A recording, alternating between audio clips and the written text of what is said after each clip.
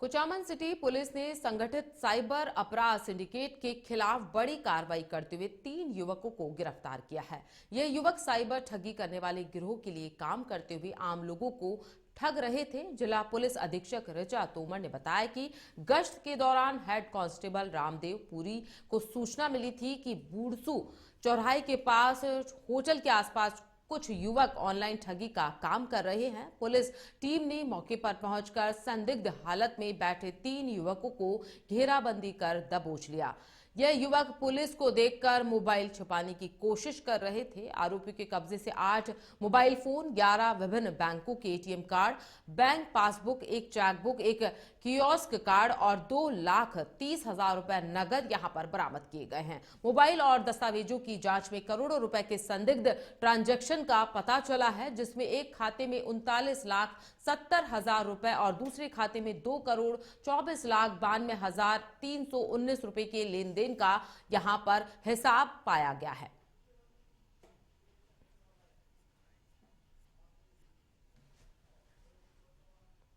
काफ़ी दिनों से एक शिकायत लगातार आ रही थी कि क्षेत्र में साइबर अपराध और ख़ासतौर से जो क्रिप्टो करेंसी में ट्रेड कर रहे हैं, इन लोगों के आपस में गठजोड़ हो गया है और आपस में मिलके ये लोग साइबर ठगी की वारदातें कर रहे हैं। इसको लेके कुचामन पुलिस काफ़ी सतर्क रही और यहाँ के जितने ढाबे हैं, रेस्टोरेंट है, उन पर भी हम लोग लगातार चेकिंग करते रहे। सादा वस्त्रों में भी हमारी चेकिंग लगातार चलती रही, जिससे कि ऐसे संदिग्धों की मूवमेंट पर निगरानी रखी जा सके। कल शाम को इसी एक सूचना मिलने पर जब कुचामन थाने की पुलिस वहाँ पर पहुँची तो वहाँ से 3 लड़कों को डिटेन किया गया। ये तीनों लड़के ही नई उम्र के लड़के हैं और इनके पोजीशन से 11 एटीएम कार्ड, कई बैंकों की पासबुक्स और कियोस्क कार्ड, 8 पाली के कोतवाली थाना क्षेत्र में एक दर्दनाक हादसा हो गया। दरअसल केशव नगर में एक 16 वर्षीय किशोरी की पानी में डूबने की वजह से मौत हो गई और सूचना के बाद में ग्रामीण मौके पर पहुंचे और किशोरी के शव को बाहर निकाला गया। फिलहाल कोतवाली पुलिस पूरे मामले की जांच पड़ताल कर रही है।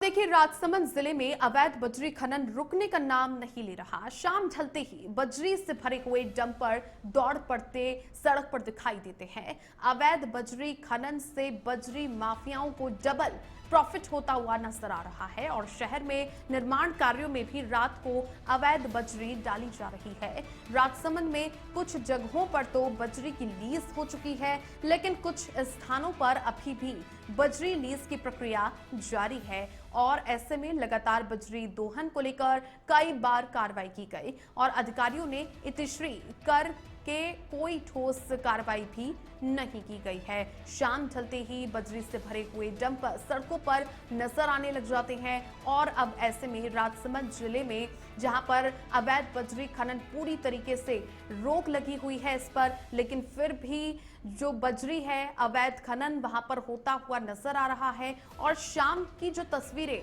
नजर आती हैं, सड़कों पर लगातार बजरी से भरे हुए डंपर चलते हुए नजर आते हैं और अवैध बजरी खनन से बजरी माफियाओं को डबल लाभ होता हुआ दिखाई देता है। लेकिन ऐसे में प्रशासनिक तौर पर जो सख्ती दिखनी चाहिए वो सख्ती सिर्फ खानापूर्ति के तौर पर ही दिख रही है। राजसमंद में कुछ ऐसी जगह हैं जहां पर बजरी की लीज हो चुकी है, लेकिन कुछ ऐसे स्थान अभी भी बाकी है, इनकी प्रक्रिया लीज होनी बाकी है और इसी के तहत बजरी दोहन को लेकर कई बार कार्रवाई हुई, लेकिन फिर भी ये अवैध बजरी खनन वहां पर रुकता हुआ नजर नहीं आ रहा।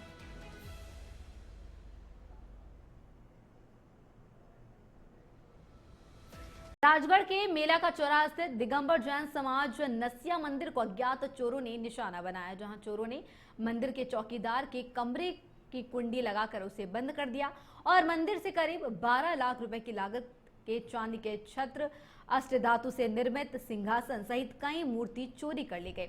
जैन समाज के अध्यक्ष राजेंद्र जैन ने बताया कि पहले भी 2 बार नसिया जी मंदिर में चोरी हो चुकी है, लेकिन अभी तक चोरों का कोई सुराग नहीं लगा है, जिससे समाज और आमजन में रोष है। मंदिर से चांदी के 12 छत्र, एक चांदी का सिंहासन, एक भामंडल, पांडुशिला, महावीर भगवान की प्रतिमा, अष्टधातु की एक पाषाण मूर्ति सहित अन्य सामान चोरी कर ले गए।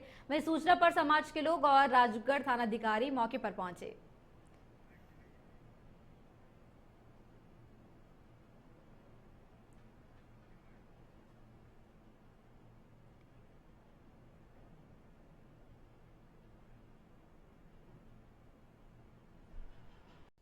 खबर राजसमंद से है, जहां राजसमंद में एसीबी ने बड़ी कार्रवाई को अंजाम दिया है। एसीबी ने देवगढ़ क्षेत्र के कालेसरिया पंचायत के ग्राम विकास अधिकारी जसराज और उसके एक सहयोगी तोलाराम को 15,000 की रिश्वत लेते गिरफ्तार किया है।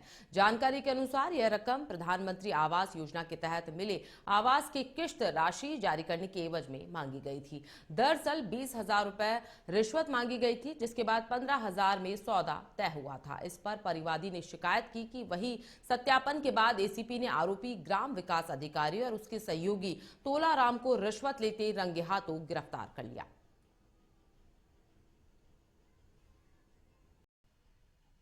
राजस्थान राज्य पथ परिवहन निगम ने पटवारी सीधी भर्ती प्रतियोगी परीक्षा में शामिल होने वाले अभ्यर्थियों के लिए बड़ी घोषणा की है। निगम के अध्यक्ष शुभराज सिंह ने बताया कि परीक्षा दिवस से 2 दिन पहले और 2 दिन बाद तक अभ्यर्थियों को साधारण और द्रुतगामी बसों में निःशुल्क यात्रा सुविधा दी जाएगी। यह सुविधा 15 अगस्त तक 12 बजे से 19 अगस्त तक 12 बजे तक उपलब्ध रहेगी। राज्य के 38 जिलों में 17 अगस्त को होने वाली परीक्षा के लिए 6,76,009 पंजीकृत उम्मीदवारों को इस योजना का लाभ मिलेगा। रोडवेज ने अभ्यर्थियों की सुविधा के लिए 595 अतिरिक्त बसों की व्यवस्था भी की है, ताकि परीक्षा केंद्रों पर उनकी पहुंच आसान हो सके। निगम का कहना है कि परीक्षा केंद्र आने जाने वाले अभ्यर्थियों को केवल अपना एडमिट कार्ड दिखाना होगा। इस कदम से लाखों परीक्षार्थियों को आर्थिक और परिवहन संबंधी राहत मिलने की उम्मीद है। तो बड़ी खबर सामने आ रही है। रोडवेज बसों में 15 से 19 अगस्त तक छूट यहां पर मिलेगी। राज्य के 38 जिलों में यहां उम्मीदवार यहां पर पंजीकृत हैं। अभ्यर्थियों की सुविधा को ध्यान में रखते हुए 595 बसों को यहां पर लगाया गया है। पटवारी भर्ती अभ्यर्थियों के लिए रोडवेज का तोहफा यहां पर मिला है, तो अभ्यर्थी 4 दिन तक फ्री यात्रा बसों में कर पाएंगे। तो रोडवेज बसों में 15 से 19 अगस्त तक छूट यहां पर मिल रही है। राज्य के 38 जिलों में पंजीकृत उम्मीदवारों को यह छूट यहां पर मिल रही है। तो अभ्यर्थियों की सुविधा को ध्यान में रखते हुए रोडवेज ने बड़ा कदम यहां पर उठाया है।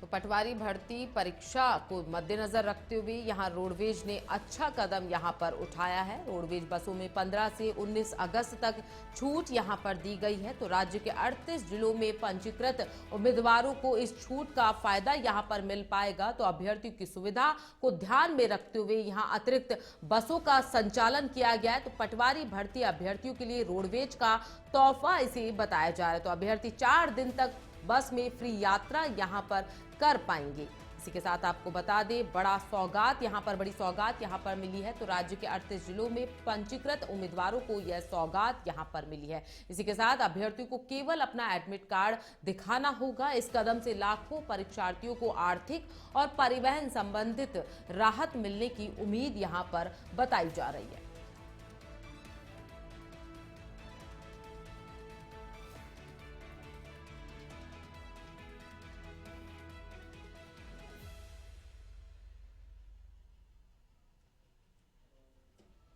तो पटवारी भर्ती अभ्यर्थियों के लिए रोडवेज का बड़ा तोहफा यहां पर मिलने को है। अभ्यर्थी 4 दिन तक फ्री में यात्रा बसों में कर पाएंगे। इसी नई पहल यहां पर रोडवेज की देखने को मिल रही है।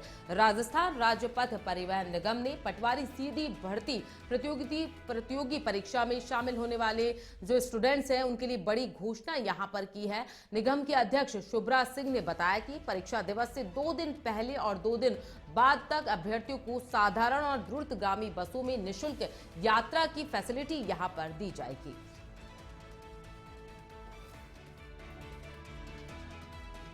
बढ़ते हैं खबरों की ओर। खबर सुमेरपुर से है, जहां सुमेरपुर नगर के निकट स्थित एक खेत में खुदाई के दौरान एक प्राचीन शिवलिंग मिलने से क्षेत्र में धार्मिक उत्साह का माहौल बन गया। यह शिवलिंग मांगीलाल और प्रकाश होगाजी माली के खेत में जेसीबी मशीन से खुदाई के समय मिली। जानकारी के अनुसार जहां खुदाई की जा रही थी वहां एक बड़ा इमली का पेड़ था और एक पुराना कुआं पहले से मौजूद है। खुदाई के दौरान करीब 2 फीट लंबा शिवलिंग मिट्टी के भीतर दबा हुआ मिला है, जिसे देखते ही खुदाई के काम को तत्काल प्रभाव से रोक दिया गया। शिवलिंग के बाहर आते ही बड़ी संख्या में ग्रामीण मौके पर पहुंच गए और हर हर महादेव के जय घोष से वातावरण गुंजायमान हो उठा। स्थानीय निवासियों का मानना है कि शिवलिंग का इस स्थान पर मिलना यहां की धार्मिक ऐतिहासिकता की ओर संकेत करता है।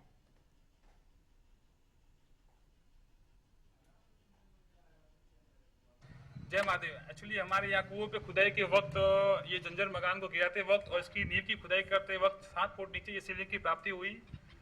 और अभी जो है इसकी स्थिति है, इसके ऊपर केसरिया जो भी छाटे हैं बने हुए और शिवलिंग बहुत विशाल है, जिसको 2 लोग भी उठा नहीं पा सकते इसको।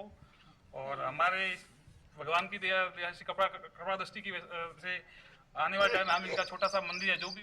चलिए आगे बढ़ते हैं। देखिए, सीकर के अजीतगढ़ में स्मार्ट मीटर और बिजली निजीकरण के खिलाफ उपभोक्ताओं का गुस्सा फूट पड़ा। बिजली उपभोक्ता संघर्ष समिति के नेतृत्व में एईएन कार्यालय का घेराव और धरना प्रदर्शन किया गया।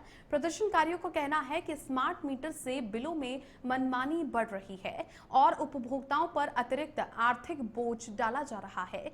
समिति संयोजक कॉमरेड ओम प्रकाश यादव सहित वक्ताओं ने सरकार पर बिजली व्यवस्था को निजी हाथों में सौंपने का आरोप लगाया और स्मार्ट मीटर हटाने, निजीकरण और ठेका प्रथा खत्म करने की मांग की। पुलिस ने मौके पर कानून व्यवस्था बनाए रखी। इस दौरान प्रदर्शनकारियों ने चेतावनी दी है कि मांगे नहीं मानी गई तो आंदोलन तेज होगा।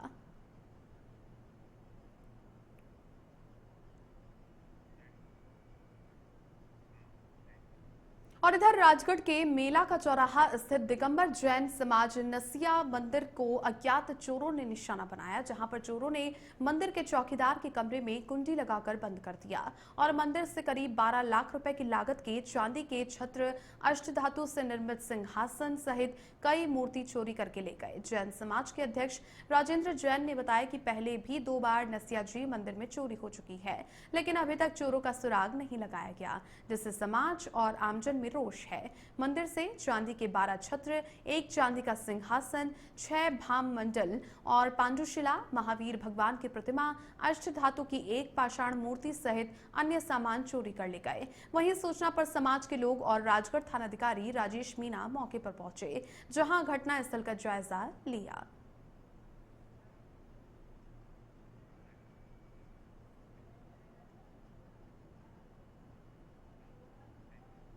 पाली के कोतवाली थाना क्षेत्र में एक दर्दनाक हादसा हो गया। दरअसल केशव नगर में एक 16 वर्षीय किशोरी की पानी के हौद में डूबने से मौत हो गई। सूचना के बाद ग्रामीण मौके पर पहुंचे और किशोरी के शव को बाहर निकाला। फिलहाल कोतवाली पुलिस पूरे मामले की जांच पड़ताल करने में जुटी हुई है।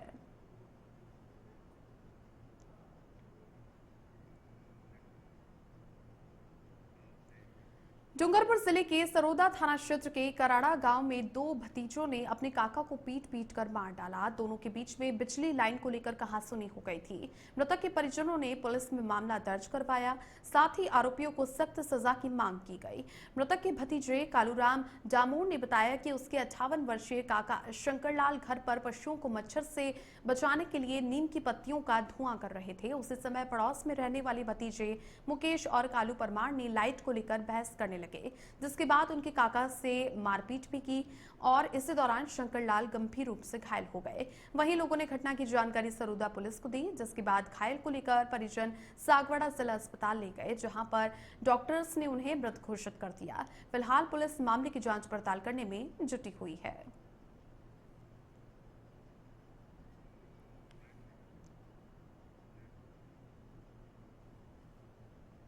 मेरे चाचा घर पे पशु को मच्छरों से बचाने के लिए धुआं कर रहे थे। इसी बीच में उनके भतीजे दोनों ने लाइट की व्यवस्था के लिए मेरे काका के साथ में मारपीट करी दांतों से, जिससे मेरे काका बेचैन होकर गिर पड़े।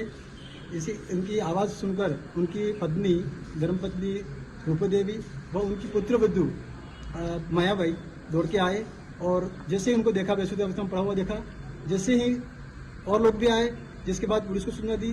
पुलिस मौके पर आई और पुलिस द्वारा ही गाड़ी टेम्पो की व्यवस्था करके इनको सागवाड़ा हॉस्पिटल में लाया गया, जहां डॉक्टरों ने उनको देखा और मृत घोषित कर दिया। हम ये चाहते हैं कि पुलिस प्रशासन द्वारा ऐसे हत्यारों। खबर भरतपुर से है, जहां भरतपुर के मथुरा गेट थाना क्षेत्र में सीएमएचओ कार्यालय के पीछे बने नर्सिंग छात्रावास में बुधवार शाम को अचानक आग लग गई। रसोई में रखे सिलेंडर से गैस लीकेज होने के बाद आग यहां पर भड़क उठी। देखते ही देखते रसोई में धुआं फैल गया और छात्रावास में अफरा तफरी मच गई। सूचना मिलने पर फायर ब्रिगेड और पुलिस टीम मौके पर पहुंची। वहीं छात्रावास में मौजूद गार्ड पदम सिंह, अन्य कर्मचारी सहित स्टूडेंट्स ने मिलकर आग पर काबू पाने का प्रयास किया। गार्ड पदम सिंह ने बताया कि जैसे ही आग की खबर मिली वह तुरंत रसोई घर पहुंचे। सिलेंडर पर गीला कपड़ा डालकर आग को फैलने से रोका गया। घटना के समय छात्रावास में करीब 100 स्टूडेंट मौजूद थे, जिनमें से 40 से 50 लड़के लड़कियां रसोई के पास के हिस्से में ही थे। गनीमत रही कि समय रहते आग पर नियंत्रण यहां पर पाया गया, वरना बड़ा हादसा घटित हो सकता था।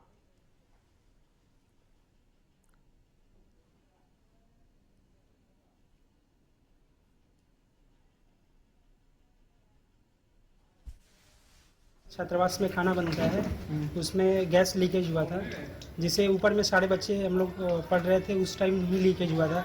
लीकेज होने के साथ इतनी आग सी पूरी वहाँ पे भड़क उठी। कोई भी वहाँ आने के लिए डर रहा था, क्योंकि चारों तरफ तो आग लगी हुई थी।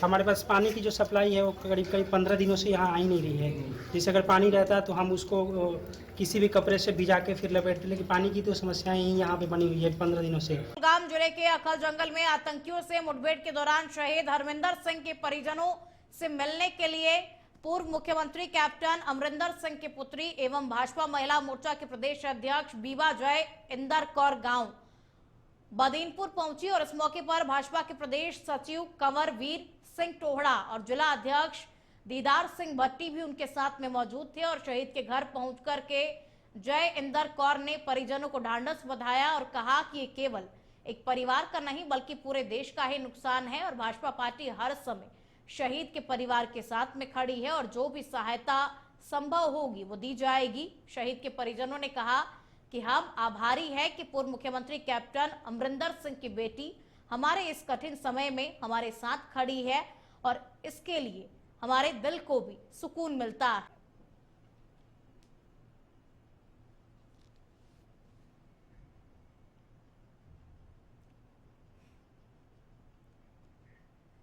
मोगा के बाघा पुराना में तैनात बीपीओ देवी प्रसाद को पत्नी के साथ ऑफिस में डांस करने की वायरल वीडियो के बाद में शिक्षा विभाग ने उन्हें तुरंत सस्पेंड कर दिया।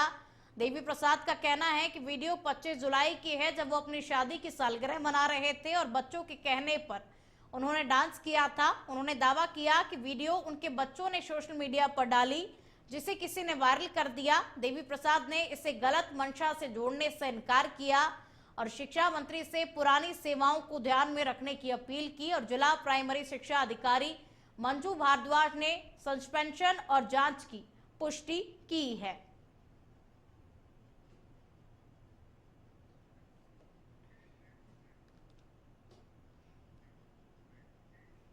वो मेरी पत्नी है जी, और उस दिन क्योंकि मेरी मैरिज एनिवर्सरी थी और मेरी ड्यूटी लगी हुई थी इलेक्शन में एज ए नोडल ऑफिसर यहाँ पे पंचायत बाई इलेक्शन के लिए, तो मैं क्योंकि डेली फिरोजपुर से अप डाउन करता हूँ, तो उस दिन मैं वापस नहीं जा सकता था रात में। तो वाइफ मेरे क्योंकि अकेले पीछे घर पे रहते हैं तो अनसिक्योर फील करते हुए मेरे पास इधर ही आ गए, और ड्यू टू मैरिज एनिवर्सरी मेरा बेटा भी सरप्राइजली आ गया और उन्होंने बेटे ने जिद की कि चलो यहीं पे सेलिब्रेट कर लेते हैं, तो उसकी वजह से मतलब ये हो गया। सर सारे ਜਿਹੜੇ ਫੈਕਟਸ ਨੇ ਉਹ ਇਨਕੁਆਇਰੀ ਤੋਂ ਬਾਅਦ ਹੀ ਸਾਹਮਣੇ ਆਉਣਗੇ ਤੇ ਹਾਲ ਦੀ ਘੜੀ ਡਿਪਾਰਟਮੈਂਟ ਨੇ ਕਿਉਂਕਿ ਸੋਸ਼ਲ ਮੀਡੀਆ ਤੇ ਉਹਨਾਂ ਦੀ ਵੀਡੀਓ ਵਾਇਰਲ ਹੋਈ ਹੈ ਇਹ ਔਰ ਵਿਭਾਗ ਵੱਲੋਂ ਉਹਨਾਂ ਨੂੰ ਸਸਪੈਂਡ ਕੀਤਾ। लुधियाना पुलिस कमिश्नर सिपल शर्मा के नेतृत्व में 15 अगस्त को लेकर के सुरक्षा के कड़े इंतजाम किए जा रहे हैं और स्वतंत्रता दिवस के मौके पर शहरवासियों को किसी भी तरह की परेशानी ना हो, इसके लिए लुधियाना रेलवे स्टेशन पर विशेष आयोजन भी किया जा रहा है और इस अभियान के तहत पुलिस टीम लगातार चेकिंग कर रही है ताकि कोई भी शरारती तत्व अपनी हरकतों को अंजाम ना दे सके। और सिर्फ रेलवे स्टेशन ही नहीं बल्कि शहर के भीड़भाड़ वाले इलाकों में भी पुलिस की ओर से सघन तलाशी अभियान चलाया जा रहा है। और पुलिस कमिश्नर ने कहा कि आम जनता की सुरक्षा हमारी सर्वोच्च प्राथमिकता है और हर संभव कदम उठाया भी जा रहा है ताकि 15 अगस्त का पर्व शांति और सौहार्द के साथ में मनाया जा सके।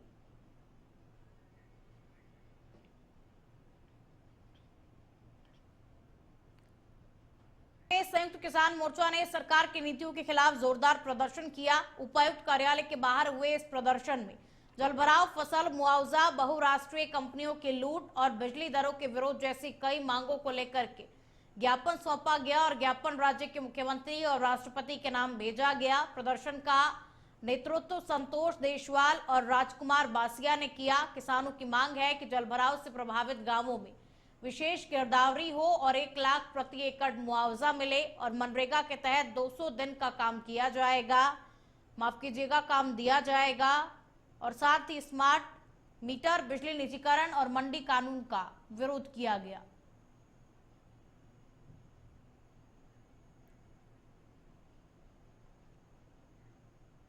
आज संयुक्त किसान मोर्चा के आह्वान पर पूरे देश में तहसील लेवल के प्रदर्शन करके ज्ञापन दिए गए हैं। कहीं कहीं ट्रंप के पुतले फूके गए हैं, कहीं कहीं मोदी सरकार के पुतले फूके गए हैं। तो आज 2 ज्ञापन हमने दिए हैं। एक ज्ञापन महामहिम राष्ट्रपति के नाम, जो राष्ट्रीय स्तर की मांगे हैं, जिसमें देश के ऊपर ट्रंप सरकार द्वारा टैरिफ जो लगाया गया है और हमारी सरकार उसका डट के विरोध नहीं कर रही, एक प्रकार से सरेंडर कर दिया है सरकार ने। और इससे हमारे जो देश का डेयरी उद्योग है, हमारे देश की खेती है, वो उत्पाद यहाँ आएंगे वो बर्बाद हो जाएंगे। हमारे देश का किसान और मजदूर बर्बाद हो जाएगा। तो उसका विरोध किया जाना चाहिए। जो पूरे देश में स्मार्ट मीटर योजना सरकार ले। बड़ी खबर सामने आ रही है। प्रदेश में सक्रिय हुआ है मॉनसून, तो जयपुर में मौसम यहां पर सुहावना हो गया। मौसम विज्ञान केंद्र का ऑरेंज अलर्ट यहां पर जारी किया गया, तो जयपुर के लिए जारी किया गया ऑरेंज अलर्ट। पिंक सिटी में शुरू हुआ बारिश का फिर से दौर यहां पर शुरू हो चुका है। शहर के कई इलाकों में बारिश यहां पर शुरू हो चुकी है, तो गर्मी और उमस से लोगों को आज राहत यहां पर पहुंचने वाली। तो पिंक सिटी में बारिश का दौर यहां पर शुरू हो चुका है। गर्मी और उमस से लोगों को राहत यहां पर पहुंचेगी। मौसम विज्ञान केंद्र का ऑरेंज अलर्ट यहां पर जारी किया गया है। जयपुर के लिए ऑरेंज अलर्ट यहां पर मौसम विज्ञान ने जारी किया है। तो पिंक सिटी में मौसम बड़ा ही सुहावना हो गया है। शहर के कई इलाकों में बारिश यहां पर होने की संभावना जताई जा रही है। लगातार बारिश कई जगहों पर हो भी रही है, तो गर्मी और उमस से लोगों को राहत यहां पर पहुंचने वाली है। तो आपको बता दें, मौसम फिर से यहां पर सुहाना हो गया है। प्रदेश में मॉनसून फिर से सक्रिय हो चुका है, तो जयपुर में मौसम सुहाना हो गया है। मौसम विज्ञान केंद्र का ऑरेंज अलर्ट यहां पर जारी किया गया है। जयपुर के लिए यहां पर ऑरेंज अलर्ट जारी किया गया। तो पिंक सिटी में बारिश का दौर फिर से यहां पर शुरू हो चुका है। शहर के कई इलाकों में लगातार बारिश भी यहां पर देखने को मिल रही है, तो गर्मी और उमस से लोगों को बेहद राहत इस बारिश से पहुंचने वाली है। तो अगस्त में यहां मॉनसून फिर से शुरू हो चुका है, तो प्रदेश में मॉनसून फिर से सक्रिय हो चुका है। मौसम विज्ञान केंद्र का ऑरेंज अलर्ट यहां पर जारी कर दिया गया। तो जयपुर के लिए ऑरेंज अलर्ट यहां मौसम विज्ञान केंद्र ने जारी कर दिया है।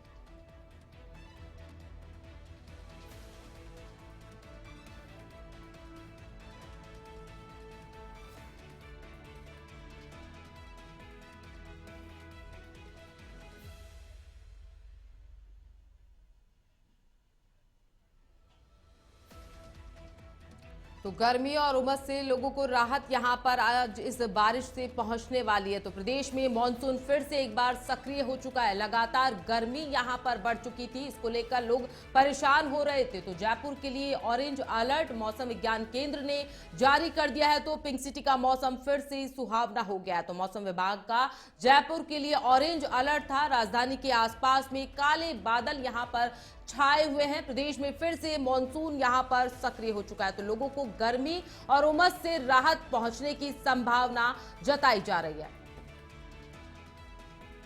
इस खबर पर ज्यादा जानकारी के लिए हमारे साथ हमारे संवाददाता अनूप शर्मा फोन लाइन पर जुड़ चुके हैं। क्या कुछ कहना चाहेंगे? एक बार फिर से मॉनसून जयपुर में सक्रिय हो चुका है, क्या कहना चाहेंगे? यहाँ प्रियंका देखिए, प्रदेश में एक बार फिर से मानसून है वो सक्रिय हुआ है, जिसके चलते कई जिलों के अंदर बारिश का जो दौर है वो चल रहा है। राजधानी जयपुर की बात की जाए तो राजधानी जयपुर में कल शाम से ही बादल की आवाजाही थी वो लगातार बनी हुई थी और जो घनघोर घटाएं हैं, काली घटाएं हैं, वो आसमान के अंदर छाई हुई थी। आज की अगर बात की जाए तो आज सुबह से ही बारिश का जो दौर है वो लगातार चल रहा है। इस वक्त की अगर बात की जाए तो इस समय जयपुर के कई क्षेत्रों के अंदर बारिश है वो हो रही है। मौसम विज्ञान केंद्र का कहना है कि 18 से 19 अगस्त तक इसी तरीके का मौसम है वो प्रदेश में बने रहने की संभावना है, क्योंकि बंगाल की खाड़ी के अंदर एक लो प्रेशर एरिया बना है, जिसके कारण राजस्थान के मौसम के अंदर परिवर्तन देखने को मिल रहा है। जी बिल्कुल, गर्मी और उमस से लोगों को यहाँ इस मौसम के बाद राहत पहुंचने वाली, क्या कुछ कहना चाहेंगे? यहाँ देखिए, इस समय जो बारिश का दौर है वो चल रहा है, जिससे उमस से कहीं ना कहीं राहत है वो प्रदेशवासियों को, जयपुर वासियों को मिल रही है। बात की जाए अगर बारिश के आंकड़ों की तो जुलाई माह के अंदर राजस्थान ने पिछले 59 ईयर्स का जो रिकॉर्ड था वो तोड़ा था, लेकिन अगस्त आते ही बारिश है वो राजस्थान से चली गई थी। लेकिन अब एक बार फिर से मानसून सक्रिय हुआ है, जिसके चलते आम जन को कहीं ना कहीं राहत मिलने की उम्मीद नजर आ रही है। जी बहुत शुक्रिया तमाम जानकारी के लिए अनु।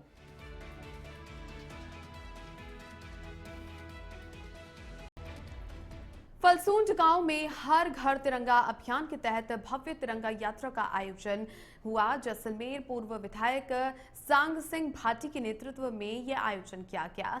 पूर्व विधायक भाटी ने बताया कि हर घर तिरंगा अभियान के तहत तिरंगा यात्रा राजकीय उच्च माध्यमिक विद्यालय से प्रारंभ होकर मुख्य चौराहे से होते हुए प्रताप सर्किल पहुंची और इसी दौरान बड़ी संख्या में स्थानीय लोग और स्कूली स्टूडेंट्स ने बढ़ चढ़कर भाग लिया।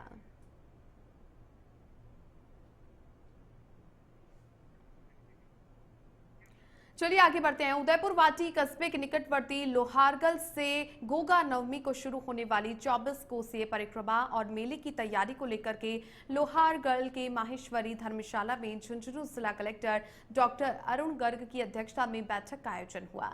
इस दौरान बैठक में सभी ब्लॉक स्तरीय अधिकारी और कर्मचारी मौजूद रहे। इस दौरान सीकर जिले के भी अधिकारी बैठक में शामिल हुए और मेले की तैयारी को लेकर विस्तार से चर्चा की गई। वहीं व्यवस्थाओं को दुरुस्त करने के निर्देश दिए गए। इसके साथ ही जिला कलेक्टर के साथ में सभी विभागीय अधिकारियों ने सूर्य कुंड पर जाने वाले मार्ग को देखा, जहां पर अतिक्रमण हटाने के निर्देश दिए गए। इसके साथ ही परिक्रमा में शामिल होने वाले लाखों श्रद्धालुओं को किसी प्रकार की समस्या न हो, इसको लेकर और बेहतर सुविधा देने का आश्वासन दिया। झुंझुनू पुलिस अधीक्षक ब्रजेश ज्योति उपाध्याय, सीएमएचओ डॉक्टर छोटीलाल गुर्जर, उदयपुर वाटी एसडीएम सुमन सोनल, जिला संपर्क अधिकारी हिमांशु के साथ में अन्य अधिकारी मौजूद रहे।